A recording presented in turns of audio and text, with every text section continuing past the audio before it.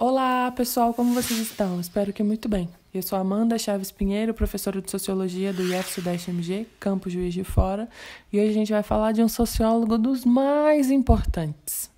Vamos? Vamos estudar sobre Émile Durkheim. Simbora?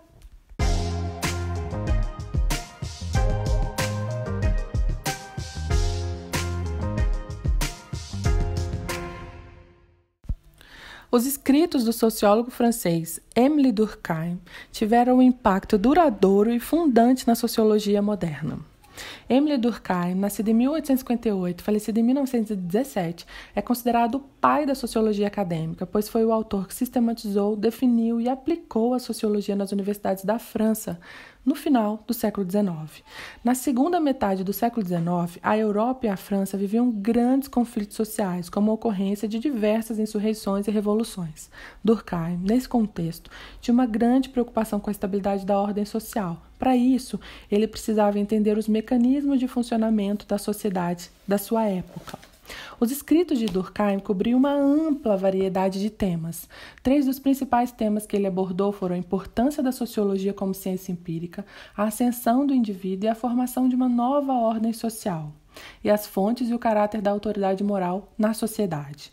Para Durkheim, a principal preocupação intelectual da sociologia é o estudo dos fatos sociais.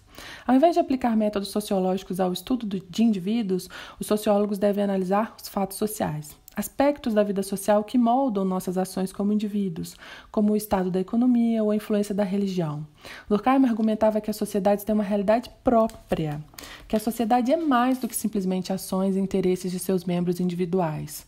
Segundo Durkheim, os fatos sociais são os modos de agir, de pensar ou sentir que são externos aos indivíduos e têm sua própria realidade à margem da vida e das percepções de pessoas individuais. Outro atributo dos fatos sociais é que eles exercem um poder coercitivo sobre os indivíduos. As pessoas não costumam reconhecer o caráter condicionante dos fatos sociais. Isso porque as pessoas geralmente obedecem livremente os fatos sociais, acreditando que estão agindo por escolhas próprias. De fato, segundo Durkheim, as pessoas simplesmente seguem os padrões que são gerais à sua sociedade. Os fatos sociais podem condicionar a ação humana de várias formas, desde punição direta, no caso de um crime, por exemplo, a rejeição social, no caso de comportamentos inaceitáveis, e um simples mal-entendido, no caso do uso incorreto da língua. Durkheim acreditava que os fatos sociais são difíceis de estudar. Como são invisíveis e intangíveis, os fatos sociais não podem ser observados diretamente. Pelo contrário, suas propriedades devem ser reveladas indiretamente, analisando seus efeitos ou considerando suas tentativas de expressão, como leis, textos religiosos ou regras de conduta escritas. No estudo dos fatos sociais, Durkheim enfatizava a importância de abandonar preconceitos e ideologias. Uma postura científica exige uma mente que esteja aberta às evidências dos estudos e livre de ideias preconcebidas vindas de fora. Durkheim sustentava que os conceitos científicos somente podem ser gerados por meio da prática científica. Ele desafiava os sociólogos a estudar as coisas como elas realmente são e a construir novos conceitos que refletissem a verdadeira natureza do social. Como outros fundadores da sociologia, Durkheim estava preocupado com as mudanças que em sua época estavam transformando a sociedade. Ele se interessava particularmente pela solidariedade social e moral. Em outras palavras, aquilo que une a sociedade e a impede de cair no caos. A solidariedade é mantida quando os indivíduos conseguem se integrar aos grupos sociais e são regulados por um conjunto de valores e costumes compartilhados. Em sua primeira obra importante, A Divisão do Trabalho Social, Durkheim faz uma análise das mudanças sociais, argumentando que o advento da era industrial significou a emergência de um novo tipo de solidariedade. Com esse argumento, Durkheim contrastou 2 tipos de solidariedade, a mecânica e a orgânica. A solidariedade mecânica e a solidariedade orgânica, e as relacionou com a divisão do trabalho, o crescimento de distinções entre as diferentes ocupações. Segundo Durkheim, as culturas tradicionais, com uma baixa divisão do trabalho, se caracterizam pela solidariedade mecânica. Como a maioria das pessoas na sociedade tem ocupações semelhantes, elas são unidas pela experiência comum e crenças compartilhadas. O poder dessas crenças compartilhadas é repressivo. A comunidade rapidamente pune qualquer um que desafie os modos de vida convencionais. Dessa forma, existe pouco espaço para a dissensão individual. A solidariedade mecânica, portanto, baseia-se no consenso e na similaridade de crenças. As forças da industrialização e urbanização, contudo, levaram a uma divisão cada vez maior do trabalho, que contribuiu para o rompimento dessa forma de solidariedade. Durkheim argumentava que a especialização de tarefas e a crescente diferenciação social nas sociedades avançadas levaram a uma nova ordem social, caracterizando a solidariedade orgânica. As sociedades caracterizadas pela solidariedade orgânica se mantêm pela interdependência econômica das pessoas e por seu reconhecimento da importância da contribuição dos outros. À medida que a divisão do trabalho se amplia, as pessoas se tornam cada vez mais dependentes umas das outras, pois cada pessoa precisa de bens e serviços fornecidos por indivíduos em outras ocupações. As relações de reciprocidade econômica e dependência mútua passam a substituir as crenças compartilhadas para criar o consenso social. Ainda assim, os processos de mudanças no mundo moderno são tão rápidos e intensos que dão vazão a grandes dificuldades sociais. Eles podem ter efeitos perturbadores sobre estilos de vida tradicionais, costumes, crenças religiosas e padrões cotidianos, sem proporcionar novos valores claros. Durkheim relacionou essas condições perturbadoras com a anomia. Anomia é um conceito que significa sentimento de falta de propósito, medo e desespero provocados pela vida social moderna. Os controles e padrões morais tradicionais, que antes eram supridos pela religião, são totalmente desfeitos pelo desenvolvimento social moderno. Isso deixa muitos indivíduos sentindo que suas vidas cotidianas carecem de sentido.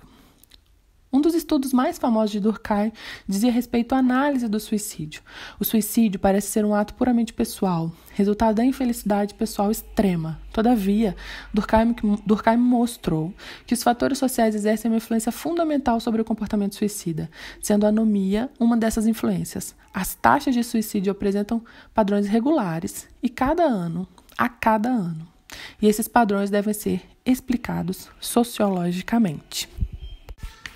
Um dos aspectos mais inquietantes das nossas vidas é o fenômeno do suicídio, que costuma deixar aqueles que ficam com mais perguntas que respostas. Por que certas pessoas decidem tirar suas próprias vidas? De onde vêm as pressões que elas sentem? Um dos primeiros clássicos sociológicos que explora a relação entre o indivíduo e a sociedade é a análise de Emile Durkheim sobre as taxas de suicídio. O livro, que está aqui nas minhas mãos, se chama O Suicídio, Estudo de Sociologia. É um clássico das ciências sociais. Embora as pessoas se considerem como indivíduos que exercem seu livre-arbítrio, direito de escolha, seus comportamentos costumam seguir e ser moldados por padrões sociais. E o estudo de Durkheim mostra que mesmo um ato tão pessoal quanto o suicídio é influenciado pelo que ocorre no mundo social. Antes do estudo de Durkheim, já haviam sido realizadas pesquisas sobre o suicídio, mas ele foi o primeiro a insistir em uma explicação sociológica. Outros autores haviam reconhecido a influência de certos fatores sociais no suicídio, mas, de um modo geral, recorriam a clima ou transtornos mentais para explicar a probabilidade de um indivíduo de cometer suicídio. Segundo Durkheim, contudo, o suicídio era um fato social que somente poderia ser explicado por outros fatos sociais. A taxa de suicídio era mais que apenas o agregado de suicídios individuais, era um fenômeno com propriedades que seguiam um padrão. Por exemplo, as taxas de suicídio variam amplamente entre todas as sociedades do mundo. Ao analisar as estatísticas oficiais de suicídio na França, Durkheim observou que certas categorias de pessoas eram mais prováveis de cometer suicídio do que outras. Ele descobriu, por exemplo, que havia mais suicídio entre os homens do que entre as mulheres, mais entre protestantes do que entre católicos, mais entre ricos do que pobres e mais entre pessoas solteiras do que casadas. Durkheim também observou que as taxas de suicídio tendiam a ser mais baixas em tempos de guerra, mais altas em épocas de mudança ou instabilidade econômica. Essas observações levaram a Durkheim a concluir que existem forças sociais externas ao indivíduo que afetam as taxas de suicídio. Ele relacionou a sua explicação à ideia de solidariedade social e a dois tipos de vínculos dentro da sociedade, o de integração social e o de regulação social. Durkheim argumentava que as pessoas eram bastante integradas em grupos sociais e cujos desejos e aspirações eram reguladas por normas sociais. Eram menos prováveis, então, de cometer suicídio. Ele identificou 3 tipos de suicídio, segundo a presença ou ausência relativa de integração e regulação. O primeiro tipo que ele identifica, ele chamou de suicídios egoístas. São marcados por pouca integração na sociedade e ocorrem quando o indivíduo está isolado, ou quando seus laços com o grupo estão enfraquecidos ou rompidos. Por exemplo, As baixas taxas de suicídio entre católicos podem ser explicadas pela força da sua comunidade social, ao passo que a liberdade pessoal e moral dos protestantes significam que eles estão sós perante Deus. O casamento protege contra o suicídio, integrando o indivíduo em uma relação social estável, enquanto as pessoas solteiras permanecem mais isoladas na sociedade. A baixa taxa de suicídio durante o período de guerra, segundo Durkheim, pode ser considerado um sinal de maior integração social ante o inimigo externo. O segundo tipo, ele chamou de suicídio anômico. É causado pela falta de regulação social. Com isso, Durkheim estava se referindo às condições sociais de anomia. Quando as pessoas ficam sem normas como resultado de mudanças rápidas ou instabilidade na sociedade, a perda de um ponto fixo de referência para normas e desejos, como épocas de turbulência econômica ou disputas pessoais como o divórcio, pode desestabilizar todo o equilíbrio entre as circunstâncias das pessoas e seus desejos. O terceiro, ele nominou de suicídio altruísta, que ocorre quando o indivíduo está integrado demais, os laços são fortes demais e valoriza a sociedade mais do que a si mesmo. Nesse caso, o suicídio se torna um sacrifício pelo bem maior. Os pilotos kamikazes japoneses ou homens-bomba islâmicos são exemplos de suicídios altruísta. Durkheim considerava isso característico de sociedades tradicionais, onde prevalece a solidariedade mecânica. As taxas de suicídio variam entre as sociedades, mas apresentam padrões regulares dentro das sociedades ao longo do tempo. Durkheim entendia isso como uma evidência de que existem forças sociais consistentes que influenciam as taxas de suicídio. Uma análise das taxas de suicídio revela como é possível detectar padrões sociais gerais em atos individuais. Os estudos, de uma forma geral, do Durkheim são considerados clássicos da sociologia. Ele ajudou, de uma forma geral, a estabelecer a sociologia como uma disciplina, com seu próprio tema de estudo, o estudo dos fatos sociais. E você? Me diga você, o que você achou do Durkheim? Me conta. Até!